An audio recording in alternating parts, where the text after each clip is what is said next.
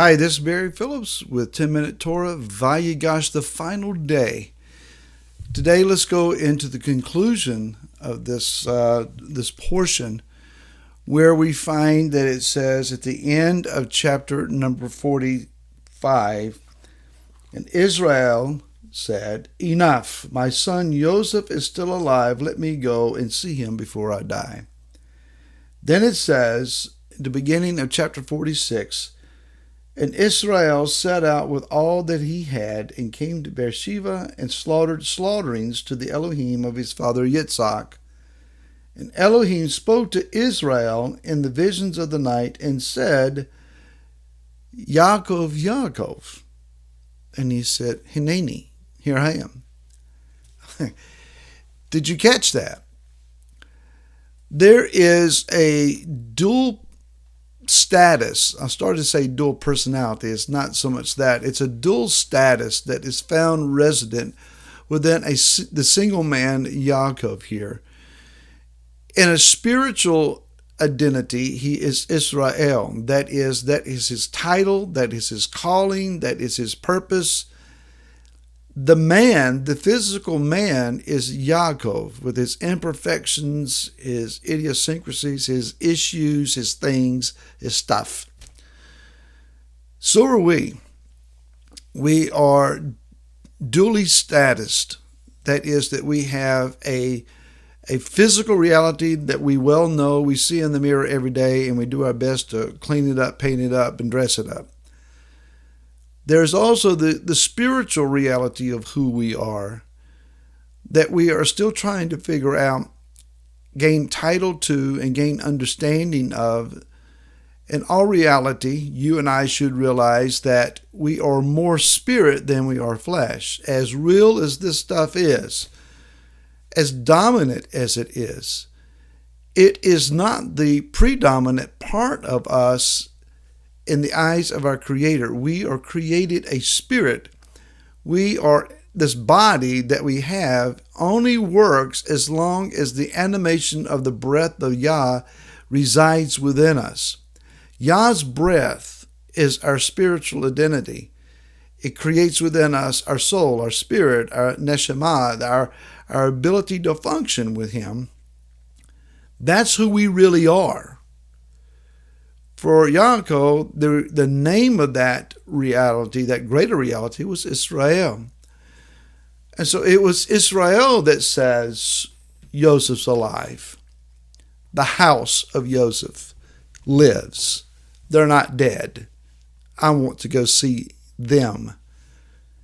He comes, a distance comes to Beersheba, the well of the oath. Here is a place of strategic significance in the lives of the patriarchs, and it is here that he offers up Zevakim Shalamim. Now, what in the world is that? That is one of the 5 principal offerings that are detailed for us in the beginning of the book of Leviticus. We'll get there. More often than not, they're referred to as peace offerings. Technically, they can also be understood as a thanks or thanksgiving offering. So, Yah calls upon Yaakov, and he speaks his name twice. Yaakov, Yaakov. Now, if there is a biblical principle that is stated back in chapter number 41, and it is in the information given that Joseph is sharing about the dreams of Pharaoh. And he says in verse 32, "And the dream was repeated to Pharaoh twice because the word is established by Elohim and Elohim is hastening to do it." The principle is that when one's name or one's information is duly stated, duly stated, when things are said twice, a decree from the throne of Elohim is what is being presented. The dream was presented twice because Elohim had decreed this to take place. There was no change in this. This is what's going to happen. Later on in the life of one of the prophets as a child, we hear of Samuel, Shemuel. And Yah called his name twice in succession, Shemuel, Shemuel.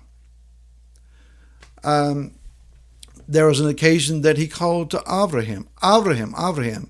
He says, Hanani, here am I. When Yeshua says, truly, truly, or verily, verily, the King Jimmy says, he was saying, what I'm about to say to you is doubly true, as it has been decreed at the throne of Elohim. It cannot change. It is absolute truth. But he doesn't call him Israel, Israel. He calls him Yaakov, Yaakov. While the spirit man may have recognized the significance of this trip, Yah was speaking to the man that had scars and wounds from battles and issues and stuff to deal with, to allow him to know and to understand, I am with you. Do not be afraid to go down to Mitzrayim, for I am with you.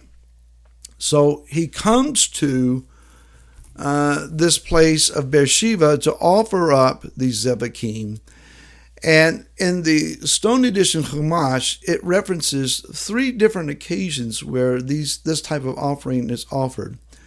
The Pesach, the Korban, or the offering at Mount Sinai when they had received the commandments. And then in Vayikra, or Leviticus 9, it's offered up at the completion of the Mishkan, or the tabernacle's construction. What's being completed here? They're not exactly joined together. But Yaakov is being influenced by Israel to understand the family is going to be, and in all reality is, connected, completed, and rejoined again. I can now distribute the Bikira among my sons. Not a son, but my sons. The Bikira, that they would receive the lineage of the seed and hold title deed to the inheritance of the land. This is to be distributed among his sons. He sees a fulfillment of prophecy, a fulfillment of Yah's plan. Yah has something in mind as well. He's not just going to enable a family to survive, he's going to build a nation. Now, the Western version of nation building is that, at least as America has conducted itself, we will fight and then bomb an existing country into oblivion and into submission. Once they have submitted to us, surrendered to us, we will spend billions of dollars to rebuild their streets, their substructure, their utilities and so forth, their schools, their hospitals, their homes. We will rebuild their society for them according to our Greco-Roman pattern of worldview. And we will rebuild their lives. And in doing so, we build a nation that is much more cohesive to our way of doing things, much more aligned with our world values. Yah has a different system. His is one of humility and servanthood and brokenness, and at times even change that brings us into submission, into brokenness, into a desperate moment where we cry out, maybe not even forming words, but we just cry out from the sheer agony of where we have been brought to. And Yah hears that cry, sends a deliverer, and through the demonstration of his mighty right arm brings us out and calls us his people. He gives to us his ways, and he leads us to our inheritance. Now, we would much prefer to be on the winning side of the bomb into submission plan.